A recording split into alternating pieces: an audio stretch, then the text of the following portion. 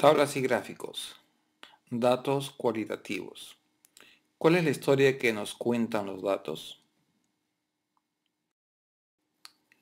En esta sesión vamos a comenzar a usar las primeras herramientas de estadística y vamos a tratar de describirlas en un contexto específico. Digamos que estamos tratando de describir o estudiar un conjunto de vehículos. Para poder distinguirlos, para poder analizar sus diferencias, es necesario tener un conjunto de características. En este caso hemos escogido un conjunto relativamente corto: peso, millas por galón, el largo, el ancho, la tracción, si es una camioneta o no, SV quiero decir, qué tipo de combustible usa, qué volumen de carga tiene y cuál es su radio de giro. Podríamos usar otras características, pero dado que el propósito solamente es ilustrativo, vamos a usar un número limitado. Y vamos a usar este ejemplo a lo largo de las próximas también.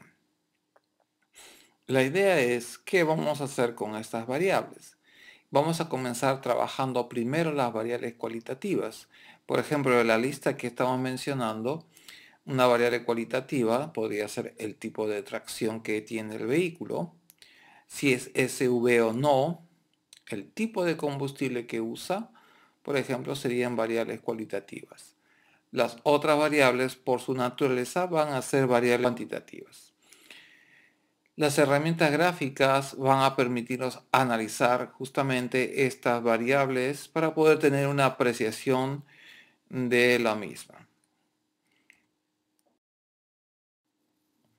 Los datos normalmente se van a colocar en forma de una matriz, tal como ustedes las pueden observar en esta transparencia.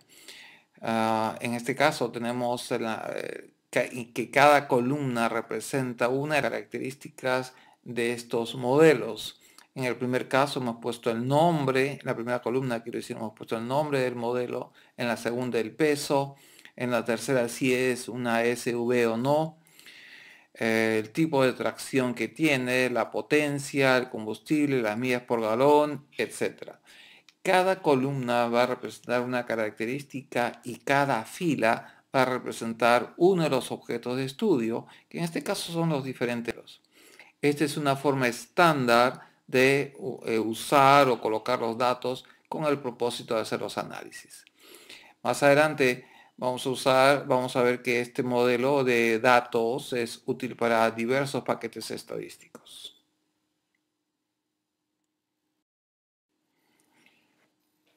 La primera herramienta que vamos a ver es lo que llamamos la tabla de frecuencias. En esta herramienta básicamente lo que queremos hacer es contar cuántos objetos dentro del estudio que tenemos, dentro de la muestra que tenemos, corresponden a cada una de las categorías de las variables. Noten que la variable SV es una variable cualitativa que corresponde a sí o no, no y yes en inglés, que básicamente son categorías. En otras palabras, un vehículo es USB o no es SV. Y la tabla de frecuencia lo que hace básicamente es simplemente contar cuántas observaciones hay en cada categoría y expresarlo en algunos casos en porcentaje.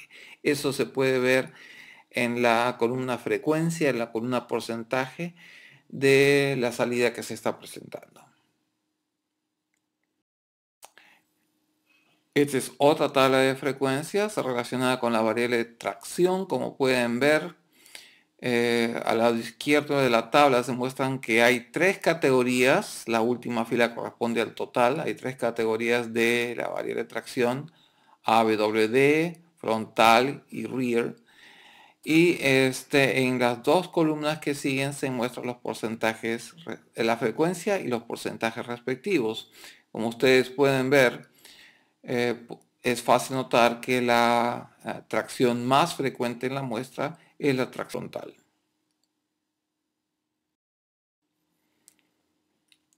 La herramienta gráfica más conocida y tal vez una de las primeras herramientas gráficas es lo que se llama el diagrama de pastel o pie. En este caso estamos representando a la variable SV y es notorio que en este caso hay una categoría que es mucho más común que la otra, mejor dicho, las que no son SUV color azul son las más frecuentes. El pie o pastel normalmente se usa justamente para enfatizar las diferencias entre los grupos. Aquí tenemos el diagrama del pastel para la variedad de tracción. Como se puede ver, la categoría con más frecuencia tiene 82 observaciones, domina, digamos, esa categoría. Y aunque este PAI está expresado en frecuencia, mejor dicho, en números absolutos, también podría ser representado en términos porcentuales. La principal característica del pastel es que los porcentajes deben sumar 100% representando el todo y se usan fundamentalmente para analizar una variable y esa variable debe ser cualitativa o categórica. Otra herramienta que también se puede usar para analizar variables cualitativas es la llamada diagrama de barras, aunque el llamado diagrama de barras, en este caso estamos usando el diagrama de barras para la misma variable SV y notan obviamente que las que no son USB son bastante, hay mucho más en números, son bastante más frecuentes que las que sí son SV.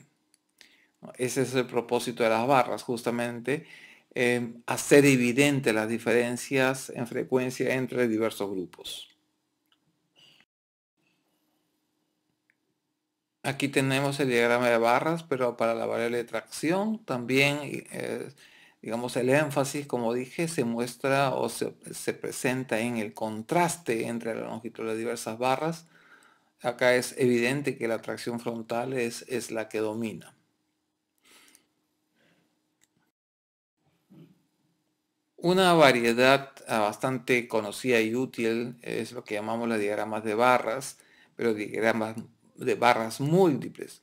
Como ustedes pueden ver en este diagrama se combinan las dos variables cualitativas, SV versus el tipo de tracción que está justamente representado por las barras en colores.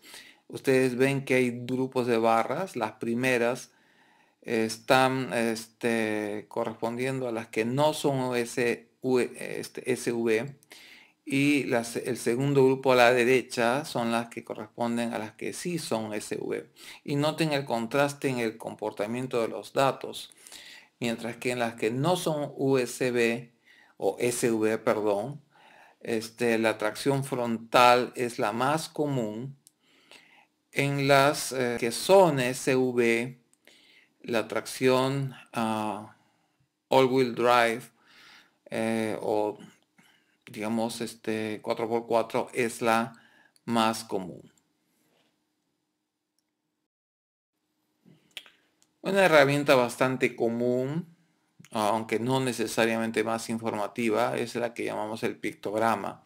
En este caso, las magnitudes y porcentajes están representados por alguna figura que sea alegórica al tema que se está tratando. Sin embargo, hay que advertir que en el caso de los pictogramas, muchas veces puede haber un error de interpretación por cuanto a veces se olvidan que lo que hay que leer es la altura y no necesariamente el tamaño relativo o el volumen de estas imágenes. Normalmente son más de carácter periodístico y no muy